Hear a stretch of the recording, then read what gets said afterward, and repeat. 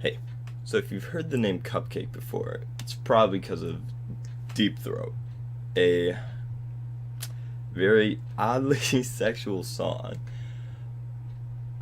by Cupcake. And it is one of a kind. If you have not heard it before this, I would recommend go checking it out. You can check after, don't really matter. But it pretty much put her on the spotlight in the rap scene and gave her a lot of exposure. Her actual name is Elizabeth Eden Harris and is from Chicago. She's 20 years old. She actually went to school with two other pretty famous rappers. One that has had monumental success, Lil Reese and Chief Keef. She started her career in 2016, actually releasing music and mixtapes and such. She's had 2 mixtapes, 3 albums. Her previous album that came out in 2017, Queen Elizabeth, was the only one that came out in 2017, and it was followed by the album I'm reviewing here today, Ephorize, that came out on the 5th of this year. Her kind of genre of music is really just a lot of stuff like Deep Throat. She also raps about violence a lot, and also, surprisingly enough, her social rights, and she really takes different angles at a ton of different stuff, not really sticking to any exact idea or theme. The album was produced by Def Stars and another producer, Tariq, who they sound, especially Def Stars, sounds pretty generic trap beats. Nothing crazy about them, but definitely they are at a high quality and are very well made. Not really anything inventive or new. Tariq does make a little bit more unique beats. Still nothing quite game changing, but still keeps you listening for him.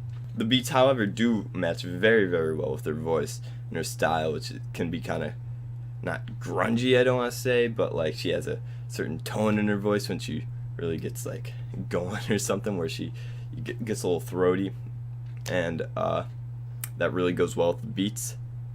Her voice, I mean, if you know her, you know people don't really listen to her for her voice. Not that it's bad or anything, it's just not anything outstanding. It's more of her message and delivery that really grabs the audience's attention, and her punchlines that are very, very funny sometimes. The album, much like I said before about her music in general, the topics vary a ton. It really goes from dirty songs like Deep Throat to more socially charged music, and as well as violence. On one spot on the album, Ephorize, she does even talk about how people won't even get to the track that she's speaking on a more serious topic, and they only listen to her for the sexual songs and music about violence. The choruses of the album are very memorable, very nice. They're all pretty well made, very catchy. She has a knack for knowing how to pitch her voice right, so she's gets stuck in your brain. The lead 2 singles from the album were Exit and Cartoons, and both of them had relative success. Nothing too crazy, nothing flopped.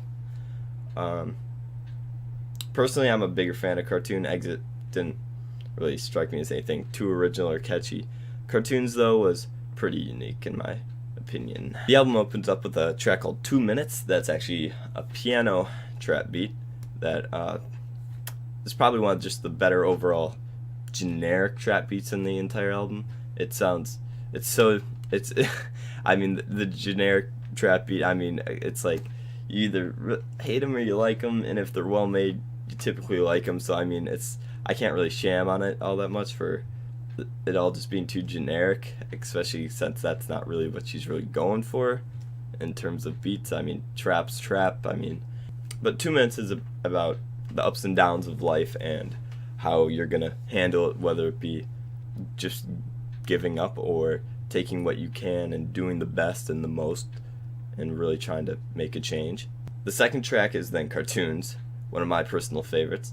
The chorus is very, very unique and uses different like kid cartoons and integrates it into the chorus of using kind of metaphors and similes to weave each one and what it contained in the cartoon into the message of her lyrics.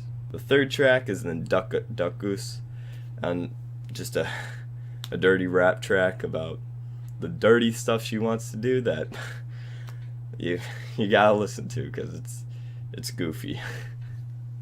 Then if you skip a few tracks, you'll eventually hit a track supporting the LGBT community called Crayons.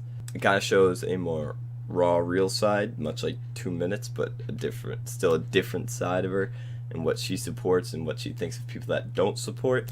It's very empowering. So if you're into that kind of stuff, you might want to go check that one out. That is definitely the most popular song off the album so far, at already over 200,000 plays on Spotify, with it only being out for 5 days at the time of recording.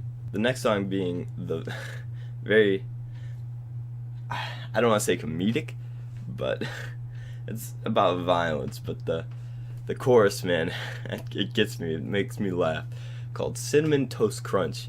And oh man, I feel a little bad if she didn't mean for it to be funny, but I based on the intro, I really hope it was, because it just makes me smile every time I hear it. The majority of the rest of the album bounces around with kind of these main ideas that I talked about with the first few songs, all kind of being kind of the same with each other, but since they're all different enough topics, it kind of still keeps it fresh and new, and they're so well separated, and it's just so that it just doesn't really ever get boring or bland. Every song feels like something new or different, or a part 2 of the previous version from higher on the track. Then to close the album out is probably my personal favorite on the track, Fullest, which is actually a mariachi trap beat.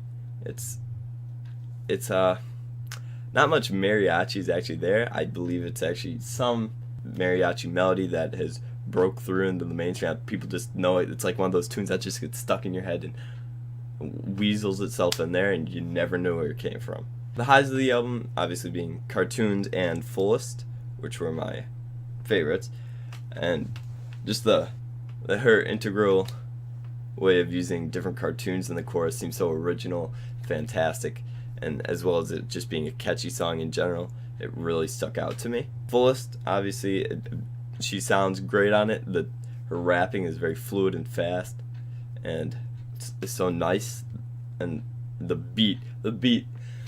This is the one part where the generic beat really sounds just amazing. Just how the mariachi is just salsa, so good. And then the comedy, obviously, with Cinnamon Toast Crunch and Duck Duck Goose and the other tracks on the album that are like that. They all just make you smile. And right after she's been so serious, like in self-interview, it's just a back and forth. It really, I wouldn't say mixes with your emotions quite, but it really gets you to think and yet still have fun. A good thing in an album, especially if you're trying to be a diverse artist. There weren't too many lows on the album. Primarily just the second half was, I wouldn't say bad at all, but I mean, like I said, it was just part 2s of the first half, it sounded like, which isn't necessarily bad because I liked the first half of the album, but nothing really new. Not that that's really a problem. The only major problem I really had actually with anything on it was the song Total, which is kind of like a spotlight for Deaf Stars, and it just sounds like a spin-off of a Major Lazer song. Just the build-up and Cupcake's vocals don't really mix well. She's not great for an EDM track, in my opinion.